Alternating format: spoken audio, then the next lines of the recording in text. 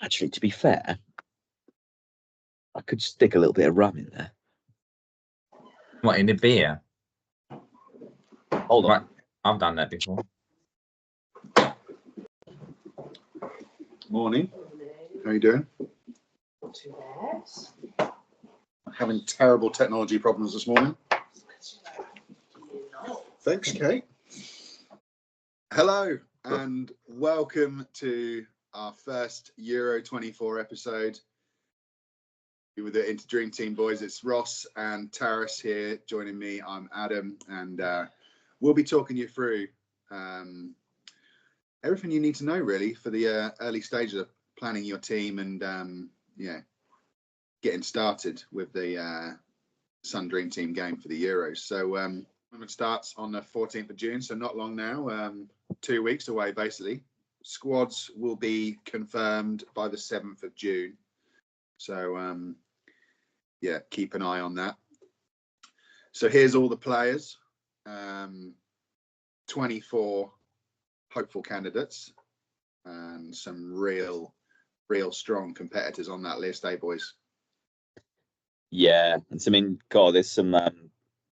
there's some pretty tense old groups in there. You wouldn't exactly say there's a group of death, would you? This time? I would say. Would you say Group D? Group D is a group of death. Would you go Poland and Austria? I don't know. I think it's more just two strong teams and a couple of also rounds because Poland haven't got a very good record. Austria not too bad, but Group B I would say Group B is real tough because you can never write Croatia off. Albania are in for a bit of a nasty one, I think probably. But that's right, isn't it right that the top three go through, or like third team goes? You need a round of 16, and 4 of the 6 third place teams will go through. So not everyone who finishes third will go through. So anyway, we'll delve into the depths of each group as we go. So we don't want to cover them too much at the moment. Group A, and Germany, Scotland, Hungary, and Switzerland. Germany and Scotland are going to kick the whole tournament off. Are we cheering for Scotland? I mean, they wouldn't cheer for us, would they? That's always the answer, right? Probably not, but maybe some would. Ali McCoist would. So, as you can see, I've just put down what my sort of predicted stand-ins for the finish of the group. Are you guys sort of happy with what I've done there, or any? Yeah, I think 2, 3, and 4 could go any way with that group. Really, I think you should be fairly nailed on that Germany will win it. I think you could make an argument for any order. I would say Germany would top the group. I actually would say Switzerland. Switzerland is like a funny team. They don't actually score many goals, but they don't concede. They are a funny team. They don't concede many. And Xhaka has actually been in the form of his life. And Scotland with Leverkusen. Scotland won't roll over, will they? So no, yeah. Yeah. Are they going to got Lyndon Dykes? Lyndon Dykes yeah. up front. You got to watch out for him. No, Che Adams. Yeah, Che Adams now. Okay. Yeah, he's the man to watch. Watch out for him. All right. So if you're happy with that, well, what do you think about what I've done for Group B there? You think Spain, Italy, and Croatia in that order? Yeah, I mean, again, it's a bloody tricky one, isn't it? I would have probably swapped the order there and put Italy for the winner, but just because Spain, they're not quite what they were really. Haven't got quite as much, but they have got players who've come back from injury and they've got a very solid midfield. So yeah, it could well. They're very much a possession team, aren't they? And Italy still tend to stifle. So I'd agree that Spain would win the group. Okay, so if you're happy with that, so Group C. Yeah, agree. Obviously, England's group. We're all familiar with this group, and we all expect England to top, right? I think you'd be disappointed if you didn't win 3 out of 3. You've got to think that. But I would say that Denmark in recent tournaments and everything in the squad they've got, they're always underrated. They've actually got a very good squad. Hey, this isn't an easy group by all accounts. Serbia have got firepower. It's not, it's not going to be real easy, but we have got an easier group than some. But yeah, don't want to be underestimating any of these teams. Slovenia as well. They've got Sesko up front, haven't they, Slovenia? Okay, so let's take a deeper look into each team in the group and give you an idea of some of the key players and hidden gems that these squads are hiding. Okay, so we'll start with Germany, and we'll just give you a brief idea of what we've been doing here InterDreamTeam the past week or so, building this player database for every player who's going to be in the game. So on that database, we have the complete international record for each player, the club they play for, their club record for the 2023-24 season, their cost on the game, and also their qualifying record for the Euros campaign. So as you can see, Germany obviously did not have to qualify being the host, so that information is not applicable for their players, but everything else is on there. And when you join our InterDreamTeam mini league, we will email you all of this data for free, so that you are in a better position to pick your team. And hopefully there's some really good information on there for you. We've got the midfielders there at the top, all the goals and assists records, and for the defenders and the goalkeepers, we've obviously added clean sheets on there as well.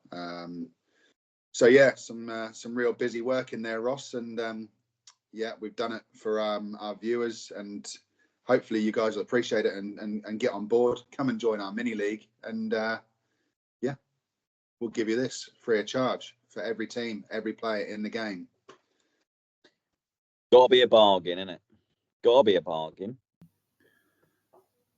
So to enter the InterDreamTeam mini league, all you'll need is a £20 entry fee.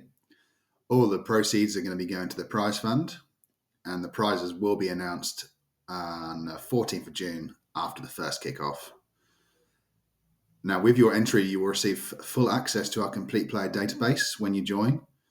The first draft is available now on sign up, with over 300 players on that database. And you will receive the final draft after the squad announcements by the 9th of June. So the account name you're going to need is Adam Sewell, account number 32536238, sort code 070436. Now in the reference, just add your email address, and with that, we will email you the league pin and the complete player database. When you sign up, just drop us a message on any of the social platforms we're on, and just give us a nudge that you've done that, and we'll endeavour to get you everything you need as soon as possible. All the best, guys, and good luck. Baldy Badger, just lean forward again. Come on. Let's get. Fucking hell, boy. One more time. Yeah, I mean, it is. Not much I can do about that. You're in all sorts, mate. So yeah, since Nagelsmann's been appointed, Germany played 6, won 3, drawn 1, lost 2. They're real tricky to try and work out where they actually are in terms of how competitive they are.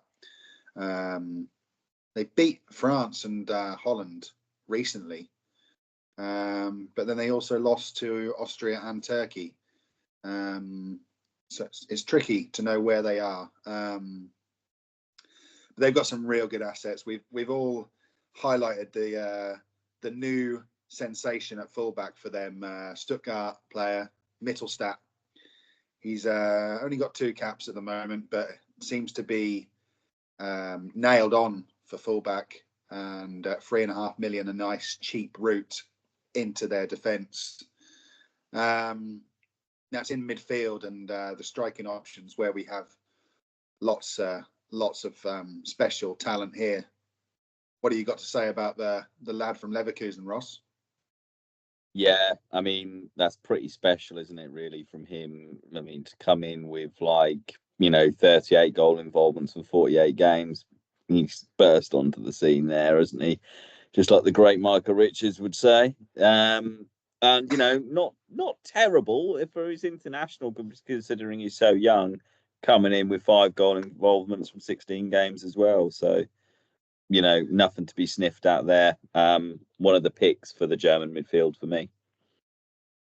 Yeah, and question marks over if it'll be Füllkrug or Havertz to start up front, but I guess we'll just have to see. The beauty of Germany kicking off the tournament, we will perhaps get 5 or 10 minutes grace period before we finalise our squads and maybe some leaks around their team. So this is the setup. Of our player database. As you can see, we've got lots of stats on there for you to help you guys make some real informed decisions amongst the players that you're choosing for your squad. So that's what you're getting when you join our mini league. So not a bad £20 investment, and you could show us all up and take away the glory. So what else have we got for Group A then, boys? Hungary here. They haven't lost in their group. They obviously topped it above Serbia. Looking pretty solid. Szoboszlai, if he finds his form that he had early on in the season for Liverpool, then he is an absolute bargain at 3.5 million. So, yeah, definitely worth looking. And Kirkes as well from Bournemouth, decent player. Bit of a bargain at 2.5, I'd say. Yeah, that's right. Yeah, Kirkes in the qualifying campaign, he 7 games for them and 3 clean sheets, 1 assist. And Szoboszlai as well, like you say, he's just on everything for them, isn't he? Penalties, free kicks, all the set pieces. 8 games in qualifying, 4 goals, 3 assists, and hell of a record for them. He's definitely very good value at 3.5 million, in my opinion. Hungary actually unbeaten in the last 12. Incredible record, won 8, drawn 4. And you might remember them beating England 4-0 at Wembley in 2022. So I was literally about to say that. Yeah, mugs. So they could really pull off a couple of upsets. I'm not sure how far they'll go. Maybe quarters. They could get to the quarters, and but yeah, not to be. Can you remember they used to have Zoltan Gera? Can you remember him? Yeah, West Brom Ledge. Yeah, that's some good players. Actually, that's the only one I remember, but still. Scotland. So familiar faces. Genres. Yeah, I mean, it is difficult because of the group they're in and everything to make much of a case for some of the Scottish players, but they can sometimes put some decent team performances together. Scott McTominay, especially for Scotland, bloody scores goals, doesn't he? How many has he got in qualifying? So 8 games, 7 goals, 1 assist in the qualifying campaign, and in his whole international career, 49 caps, 8 goals. So he's just gone wild. He's gone wild for this year qualification campaign. And if they're going to do anything, then he's going to be amongst the points and amongst the goals. So 2.5 million.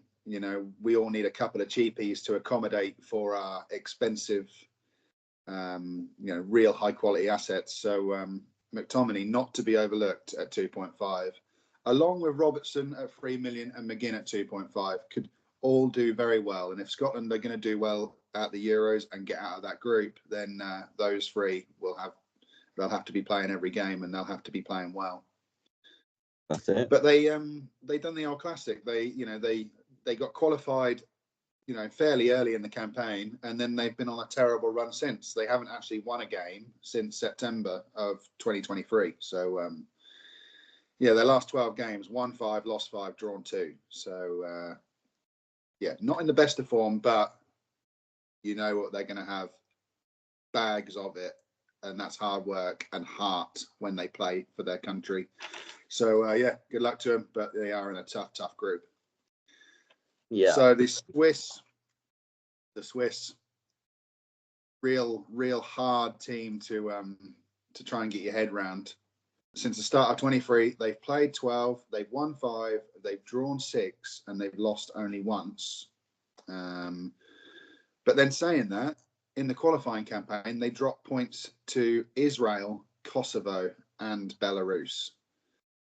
So real inconsistent, difficult to get your head around how they're going to play and just where they are as a team. But they have got some great assets. Yeah, Xhaka's had a very good season. Akanji, solid at the back. He's got a few goals in him from centre back as well, hasn't he? Shaqiri, where is he playing now? Christ alive, he's still Did he go to MLS? Shaqiri's in the MLS. Playing for Chicago. Chicago. Christ alive, but he'll probably be on a lot of the free kicks and stuff. Well, yeah, I mean, if he's playing, then he'll take a fair bit of responsibility away from Xhaka. So something to consider there. I know a few of us are sort of eyeing him up, but if Shaqiri does play, then he will take some of the free kicks away from Xhaka. So something to bear in mind. Just a quick mention about Amdouni. A few Burnley fans out there are going to know his name. He didn't really play to his best potential for Burnley, but in the qualifying campaign for Switzerland, he played 10 and scored 6 goals. So that's not bad at 2.5 million. No, not bad at all. Moving on to Group B, the old big boys. One thing I'd say about them is they do have some absolute quality in their squad, but they are devoid of a really top-class striker. Joselu, obviously okay, sort of backup in there for Real Madrid. Done okay, popped up with the odd goal, but he's certainly not top quality, and that's reflected in his price tag. But he's been getting a few goals. How many has he got in qualifying? Well, I mean, I'm a little bit inclined to disagree with you, really. So he got his debut for Spain March 2023 as a 33-year-old. And since then, he's got 10 caps, 5 goals, and 1 assist in his international career. That's off the back of 48 appearances for Real Madrid this year, 17 goals and 3 assists. And in the qualifying campaign, 7 appearances, 4 goals, and 2 assists. So an incredible record for the guy who's having an Indian summer at the end of his career. Taras, what do you want to mention about Morata? Well, I just think he's probably going to be number 1 striker for Spain. It would have been he would be number 1 striker for Spain, but is he injured? Say again? I mean, is he injured? I don't know. I just thought that would have been my. I mean, I just don't rate Morata at 5.5 million. He doesn't. You can't. I mean, we've put our key players on these slides, and that has to reflect value, And for 5.5 million, would you be a player for your team? I mean, if he scores me 3 or 4 goals in the group stage, you'd probably say that he's worth it. Rodri's also on pens. That's another key fact for Spain. I think Morata will be on pens. Yeah, Rodri, and at 4 million on pens, he'll play all the time. So probably Spain's best player. And a couple of exciting youngsters there as well in Yamal and Nico Williams. Definitely worth a look. Potential candidates for your team. I mean, they're blessed with talent, aren't they? Mm-hmm.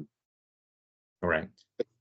You never know. You never know what Spain are going to do. And with the new coach De La Fuente, you know, he's only been with them for 12 games, and in those 12 games they've won 8, drawn 2, and lost 2. So yeah, who knows? But they are in a tough group alongside, you know, some real tough opposition like Croatia. You know, you can never underestimate them. As if Modric's still going at 39. There he is, Modric in there at 4 million. I remember in the last tournament, a lot of people didn't use him in the fantasy games, but he ended up racking up points, just getting bonus points all the time, running the games. I expect him to have another decent tournament. Thing is, he doesn't score many goals, but I guess what he does is he probably assists and just gets play of the match. He always gets like high ratings. He does get assists and stuff, but I think it will be a struggle with the competition in midfield to get him in. But I wouldn't be surprised if he scores well. Yeah, I mean, something to bear in mind. You know, he is aging. In the qualifying campaign, he played 8 times or 8 appearances, and there was no return. 0 goals, 0 assists. However, in his career, you know, this guy is now on 174 caps, 24 goals and 29 assists in that time. It's going to be, you know, it's the full stop, the exclamation mark on his career. And, you know, who knows? He could really turn up. You know, he's a little magician on his day, isn't he? So, yeah, he certainly is. Now, word of warning. Up front, they have got a goal scorer. Kramaric had a great season for Hoffenheim. Played 31, 17 goals and 6 assists. And in the qualifying campaign, 6 appearances and 4 goals. So he is amongst it. And at 3 million, he is very nicely priced if you're looking for a decent striker and a decent team. Now, we all know Croatia are aging, and we don't really know how well they're going to do in this tough group with Spain and Italy, but they are not going to be pushovers, that's for sure. All right, Taras, what do you reckon about these old Italians? Well, Italians, again, they're fairly consistent. Thing is about them, they used to always have a solid defence. Never really been like a great, you know, strikers, but they've just been like a solid team who gel together. And as a team, they just always performed. You know, going back to last Euros, England probably dominated, should have won, but somehow they just pull out a goal from nowhere with a bloody Bonucci flick, and then they go and win on penalties. And I'm not sure we dominated, but yeah, half we did. First half should have been. Yeah, but again, they're masters of the dark arts, aren't they? That's for sure. Exactly. They were like, you'd think even now with the bookies, they probably like 7th, 8th favorite, and all of a sudden they'll probably just end up being the final somehow. Well, what they know how to navigate a tournament, don't they? What they have done, which I think is very interesting, is they gave Mancini they gave him the elbow fairly early in the qualifying campaign, and they managed to bring in Spalletti, who obviously won Serie A with Napoli in 23. So a real coup for them. And since he's come in, they've played 8, they've won 5, drawn 2, and lost 1, and that was to England, obviously. You know, so they've got a real good class manager, head coach now in. Like Tara says, don't know where the goals are going to come from, really. They've been playing this Retegui up front recently in the qualifying campaign, and he's now got 6 caps and 4 goals for Italy. So a decent start to his international career.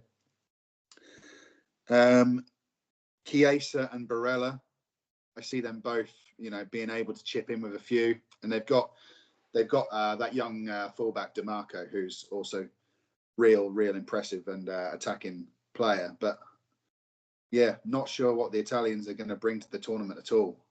But that's the thing, no pressure on them, and they're just going to coast through it somehow. And then get to the quarterfinal, and all of a sudden win on penalties, stay in the semis. Yeah, you can see it now. Yeah, it's funny with these types of teams. Really, sometimes they just know how to navigate tournaments. But Di Lorenzo's a good defender, though. Well, he gets a lot. He gets quite a lot. Well, him. especially for Napoli, he gets assists and goals. He's quite dangerous. He doesn't quite replicate that on an international level, but he is. He's definitely dangerous, but he's quite expensive at 4.5. Yeah. The Italian defenders are fairly well priced, aren't they? In terms of they're quite rich for your blood on the app. That's because they keep clean sheets. On to the whipping, boys. I'll leave that one to you, boys. Although I say on to the whipping, boys, but somehow, I mean, that isn't the easiest of groups. You got Czech Republic and Poland, and they managed to top the group. It's madness, really. But that's right. They've done it. Yeah, they only conceded 4 goals in 8 games, which is madness. Incredibly good defensive record for Albania. Since the start of 23, they've played 11 games, won 5, drawn 3, and lost 3. They beat Poland 2-0 in September, which I think you'd say is a fairly impressive result. And then in November, they went and drew with the Faroe Islands. So, solid. It's let's be honest. They could have maybe had a real good tournament and got out of the groups if they were in a different group, but they're in for some misery, I think, regardless of how good their defensive record is. Silvino, ex-Arsenal and Man City, Barcelona, he's going to bring a lot of experience and quality to that dressing room as the coach, but they are not going to be progressing, are they? Let's be honest. Not in that group, no. Yeah. On to Group C. Here we go. Oh, God. There is some talent there. Big talent. Where do you even start? Yeah, I mean, what I would say with this is, I would say controversially, Phil Foden's a freaking lot of money at 6.5 million. And I think if Southgate does the right thing, then I think Cole Palmer at 4.5 million will outscore him. So it's a tricky one, but he's been in sensational form, hasn't he? Like Premier League Player of the Season. I just think in an England shirt, Southgate, I don't know what he does to him before he goes on the pitch. He doesn't play quite the same. So perhaps this will be the tournament when that changes. Yeah, I hope you're right, mate. And you've hit the nail on the head there. In the qualifying campaign, played 7, no returns, no goals, no assists, and his complete international career, 33 caps, 4 goals, and 8 assists for Foden. I mean, you look at his club record this year: 27 goals in 52 appearances. So the two aren't comparable. But don't forget, he is still very young, even though he has got plenty of lead in his pencil, because I understand another one's on the way. For a 23-year-old lad, and he's on big money, maybe get yourself a TV, You know what? What I think helps some of these players, maybe Bukayo Saka is the exception to the rule, but say if you look at like a Cole Palmer and you look at Bellingham, they've come through in a club, done really well. Then they've moved to another club and improved themselves substantially more. Bellingham's gone obviously from Dortmund to Real Madrid and looks like an absolute superstar. Cole Palmer looking good at City, made the move to Chelsea and is absolutely taken over. Whereas Foden's been at Man City around good players all the time. That's why I think sometimes those players who have made those moves and had to adjust to a new squad sometimes do a little bit better on international duty because then they're adapting again to an England squad and they fit in a bit quicker. So yeah, I'm tipping Bellingham and Cole Palmer to have a The big only tournament. thing I would say about Palmer though is that he has a very good season. He's very good technically, but in England squad, he's not going to take penalties. No, I think but He doesn't need them, but he should. doesn't He need probably pens. should. He's Well, probably he a better scored penalty 9 or taker 10 than Harry Kane. penalties for Chelsea this But I season. tell you what, Yeah, but he scores outfield goals as well. Gets assists. He gets a lot of assists. Personally, in my opinion, he won't get them, but he's a better penalty taker than Harry Kane. oh, rubbish. No, he is. He no, doesn't miss. no, he not doesn't having miss. that. He doesn't know how to Not- miss. It wasn't invented where he lives. He doesn't miss. Hey, Kane at the end hardly of the day- misses. At the end of the day, He missed when he Cole needed him, when he Palmer's- didn't need him to. At the end of the day, Cole Palmer's more than welcome to go and take the long walk to the penalty spot if we end up in any shootouts. You know, a welcome addition to the squad. We've got some serious penalty takers in the squad, to be fair. Mate, what about this, right? Bellingham, don't forget, he's 29 caps for England already. That's Yeah, insane. he's incredible, yeah. Anyway, hey, we've got a real chance. All right, let's have a look at these old Serbs. Now they got goals everywhere, mate. They look at Mitrovic. What about Vlahovic as well? Yeah, Mitrovic Freeman and and- Vlahovic. During the qualifying campaign, Mitrovic played 7 and scored 5 goals. Now, I know he's only playing in Saudi now. He's plying his trade for Al Hilal. Al Hilal, yes. He played 42, scored 38, and 8 assists. So, yeah, he's amongst the goals, and we all know how dangerous he can be. They've also got Tadic, 35 now, but yeah, still got it. He's just a tad good. For Fenerbahce this year, he scored 15 goals and assisted 15 times. So, all right, the Turkish Super League is maybe not the best league in the world, but 35-year-old, he played 55 games this season. So he's obviously still fit. So yeah, not a bad option at 3 million if you're looking for a cheap midfielder. Then maybe Tadic catches your eye. All right. The Danes, the big Danes. Yeah. Hoyland. The Man United Hoyland. man. Actually, I forgot he was Danish.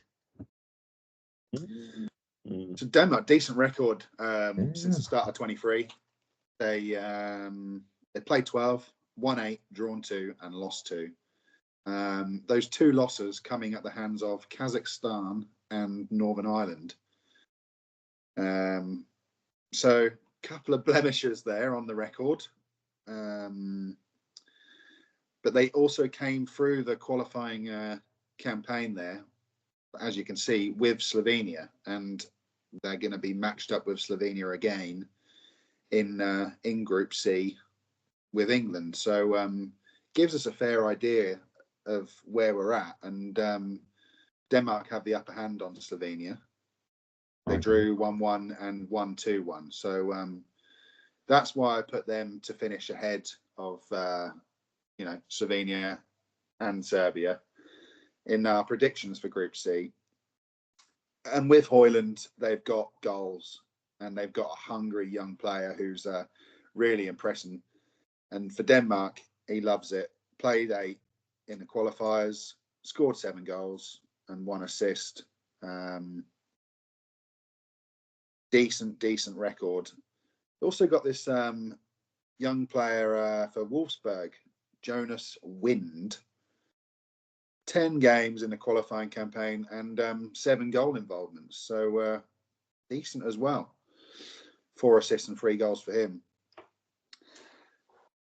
What do you reckon, boys? Dane's gonna come through the qualifying group with England? Yeah. I don't know. Looking at Serbia, I'd probably say Serbia second. You think Serbia? Yeah. Yeah, But then have a look at these Slovenes, because Mm, they've got power up front they've got and a a good very, keeper. very good goalkeeper. they've got a very good goalkeeper. Yeah, and his first time in a European Championship. He's been waiting a long time, Oblak, to get to that stage. Yeah, I mean, most people have tipped him to be the best keeper in the world for some time. Maybe not so much this year, but certainly up until this year. They've actually got a really good record since the start of 2023. They played 13. They've won 9, drawn 2, and lost 2. Now, they haven't played some of the best opposition in the world, but they did beat Portugal in March, beat them 2-0. So Portugal, I think you'll find, have only lost once since the start of 2023, and that is at the hands of Slovenia. Now, what do you know about Benjamin Sesko? I know he likes to score goals. He certainly does. 20 years old. For Leipzig this season, 42 games, 18 goals. And in the qualifying campaign, he played 9, scored 5, and got 2 assists. Not bad numbers. He's tipped to go to Arsenal in the summer. Yeah, Arsenal are sniffing. He's on penalties for Slovenia, so something else to bear in mind. I genuinely don't think they're going to be pushovers, boys. I don't think they are. Yeah, but you'd be surprised if they were in top. I think they've 3. got a couple of good players, which often happens with some of these teams. I think they will struggle when those players don't get the service. So yeah, I guess we'll see. If England play well, you'd expect it to be relatively straightforward for them. I've got to be honest, boys. I've only have about 10 minutes. All right, guys. Well, so yeah. Bedtime for Taris. Well, I'm just thinking. Is that bedtime for you, Taris? Well, why have you got a curfew? Well, the baby's crying. I mean, she's feeding at the moment, so I just think it can't be too late. That's the first 3 groups covered, and that's the end. And that's the end of our part. That's the end of part 1 for our Euro 2024 preview. Come and join us on our InterDreamTeam mini league. We're hoping to get some fairly good numbers in there. Yeah, it's £20 entry, and all of the money goes straight into the prize pool. And like we said, when you join our mini league, we will give you all of our homework. That complete player database will be in your inbox, and yeah, you'll definitely have a fairly good bundle of stats there to make some more informed decisions on some of these players. And trust me, there's some great information on this sheet, and you can use that to find some real good hidden gems. So yeah, come along and join us, and we'll have some fun in our league. And yeah, we'll obviously be talking about the progress, throughout the tournament. Okay then, guys. Well, thanks for your help, and yeah, that's part 1 done. We'll be back for part 2, and hopefully you'll be back to join us as well. So until then, we'll catch you next time on InterDreamTeam, and may the European points be with you.